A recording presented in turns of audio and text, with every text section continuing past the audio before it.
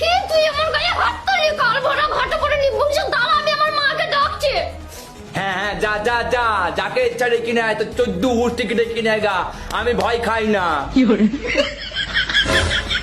এই ঘাটে পড়ে নিবংশ ওরা উঠো জামাই, তোর এত বড় সাহস, তুই আমার মেয়েকে চর মানে শিগগিরই বেরিয়ে আয়। জানিস না আমার না কোনো দোষ নেই, তাও আমাকে বিনা দোষে মারলো। আচ্ছা ঠিক আছে তুই চুপ কর না, ও আসুক না, দেখ না ওর ধান ভেঙে আমি রেখে দেবো।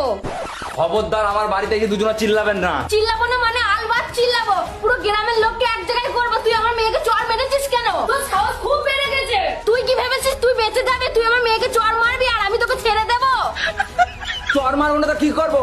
আপনার মেয়ে আমার কি বলি জানেন? আপনার মেয়ে আমাকে বলেছে আমি নাকি বিয়ের আগে অন্য মেয়ে নিয়ে পালিয়ে গেছিলাম। হ্যাঁ ঠিকই তো বলেছে, পালিয়ে গিয়েছিলে বলেই তো বলেছে। হ্যাঁ হ্যাঁ, তো আমি কি একা পালিয়েছিলাম নাকি? আপনার মেয়েও তো বিয়ের আগে পালিয়ে গিয়েছিল। আপনি কি ভেবেছেন? না আমি কিছু জানি না। আমি যখন আপনাদের গ্রামে গিয়েছিলাম আমাকে গ্রামের লোকে সব বলেছে, শুধু আপনার মেয়েই নয়, বিয়ের পর তো আপনিও পালিয়ে গিয়েছিলেন। নিজেরা পালিয়ে পালিয়ে বেড়াচ্ছে আর আমাকে এই যে জ্ঞান দিতে, বেরিয়ে যান আমার দিকে। আরে বাবা তুমি আমার পুরনো কথা কেন শুধু শুধু তুলছো? যা আমার হয়েছে যেমন, ছাড়ো ছাড়ো। হ্যাঁ, এবার নিজের ওপরে এই যেত, এবার ছাড়ো ছাড়ো, যত সব।